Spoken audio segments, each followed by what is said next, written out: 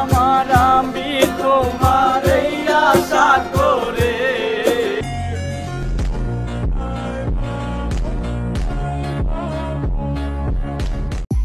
আমাদের জার্নিটা স্টার্ট হলো এখান থেকেই।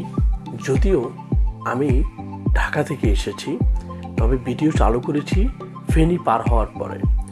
কারণ ঢাকায় বৃহস্পতিবার হলে এত যানজট, যার কারণে ড্রাইভিং এবং ক্যামেরা কন্ট্রোলিং দুইটা একসাথে করাটা খুব টিপিক্যাল ব্যাপার হয়ে যায়। সে কারণেই আপনারা এই মুহূর্তে আমাকে দেখছেন ফেনী থেকে। আর আজকে যাত্রার উদ্দেশ্য কিন্তু কুমিল্লা না, আজকে যাত্রার উদ্দেশ্য হচ্ছে বান্দরবন। বান্দরবন ঘুরবো আপনাদেরকে সাথে নিয়ে, সেই সাথে থাকবে আমার টিম। কিন্তু ঢাকা থেকে যাচ্ছি আমি একাই, আমার টিম আমার সাথে যুক্ত হবে চট্টগ্রাম থেকে।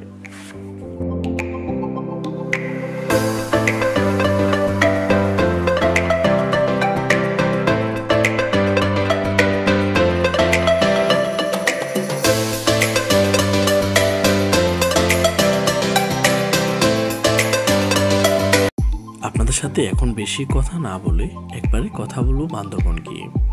আমাদের এইবারে টার্গেট হচ্ছে আমরা প্রথম দিন বান্দরবন গিয়ে রেস্ট নিব, পরদিন আমরা ভালোভাবে পুরো বান্দরবনটাকে আমরা এক্সপ্লোর করব। আলহামদুলিল্লাহ আমরা সেফলি বান্দরবন শহরে এসে পৌঁছেছি। অনেকগুলো হোটেল দেখার পরে এই হোটেলটাতে আমরা রুম বুক করেছি। এখানে প্রতি দুজনের জন্য আমাদের রুম ভাড়া পড়েছে মাত্র 1200 টাকা, এবং এটা বান্দরবন সদরেই পড়েছে। হোটেল বুক করার পরে আমাদের প্ল্যান ছিল রেস্ট নেওয়া, বাট আমাদের অন্য সব টিম মেম্বারদের কথা হলো আজকে সকালেই রেস্ট না নিয়ে আজকে সকালে যদি আমরা নীলাচলটা কাভার করে আসি, তাহলে আগামীকাল সকালে আমরা এদিকে থাকবোই না, আগামীকাল সকালে আমরা অন্য সাইড কাভার করব। তো যেই কথা সেই কাজ, চলে গেলাম আমরা নীলাচলের উদ্দেশ্যে। তো আপনারাও একটু নীলাচলের সৌন্দর্যটা উপভোগ করতে থাকেন।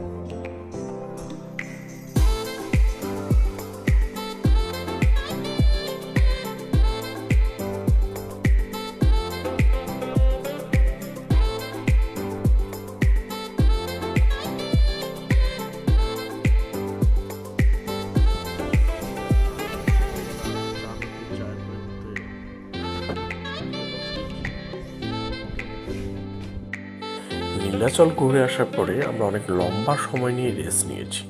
এখন আমাদের টোটালি একটা ফ্রেশ মাইন্ড নিয়ে আমরা এখন বের হয়েছি। আমাদের আজকে যাত্রার উদ্দেশ্য হচ্ছে নীলগিরি, থানচি, আলীকদম। এই রোডে আমাদের যতগুলো টুরিস্ট স্পট পড়বে আমরা সবগুলাই কাভার করব।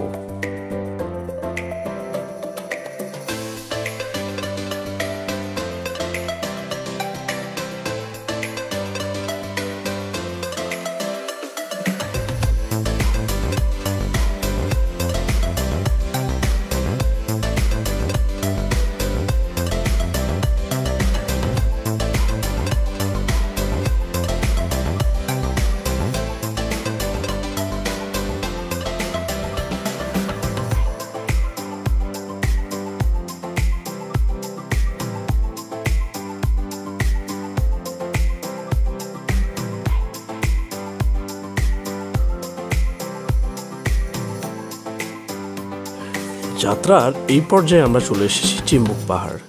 এই পাহাড় থেকে ম্যাগির ভিউটা খুব ভালোভাবে দেখা যায়। যদিও এখন একটু রোদ হয়েছে, আমরা ভালোভাবে দেখতে পাবো না, তবুও চেষ্টা করছি যতটুকু সম্ভব আপনাদেরকে দেখানোর। আর হ্যাঁ, চিম্বুক পাহাড়ে আপনি এন্ট্রি নিতে আপনাকে 20 টাকা করে টিকিট কাটতে হবে।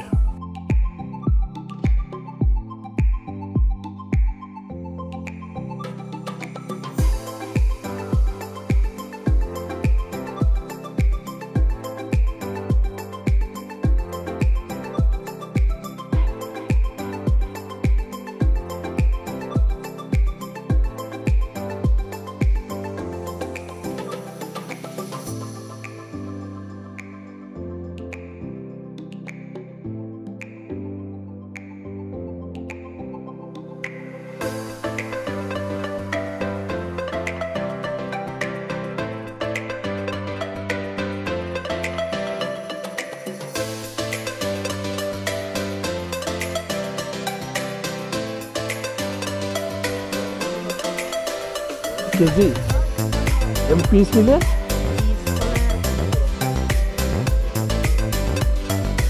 এটা তো এটা কত দিব? যদি কম রাখি কিছু 40 টাকা রাখেন।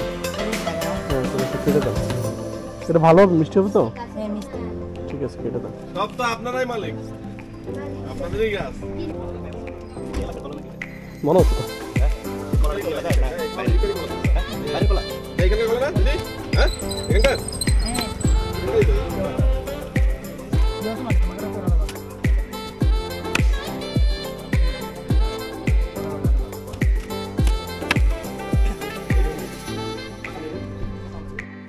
এই যাত্রায় আমরা পৌঁছালাম ডাবল হ্যান্ড ভিউ।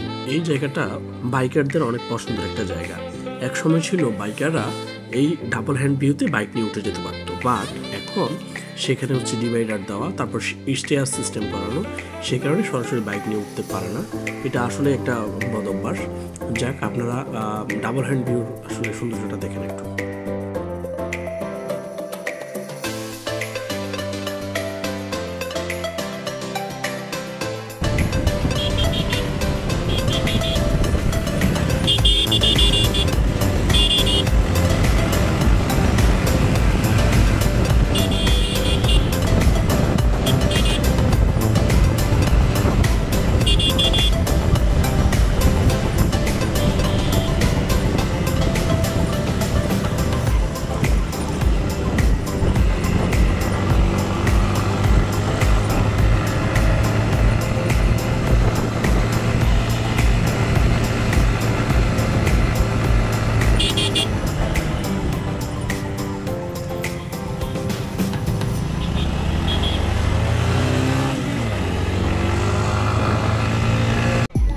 সেই থ্রিলিং একটা টানাটানির পরে আমরা চলে আসলাম নীলগিরি।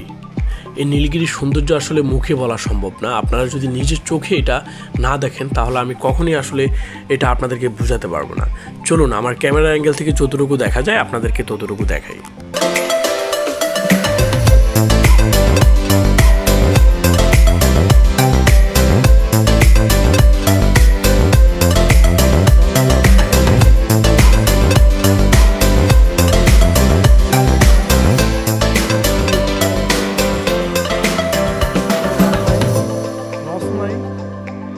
তারপরে পার্কিং চার্জ দিন।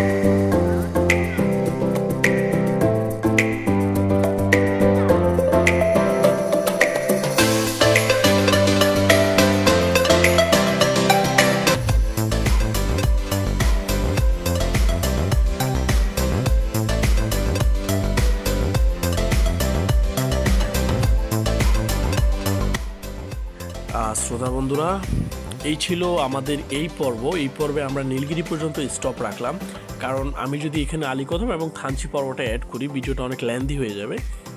সো সবাই একটা লাইক, কমেন্ট এবং শেয়ার করে দিবেন। সবাইকে ধন্যবাদ।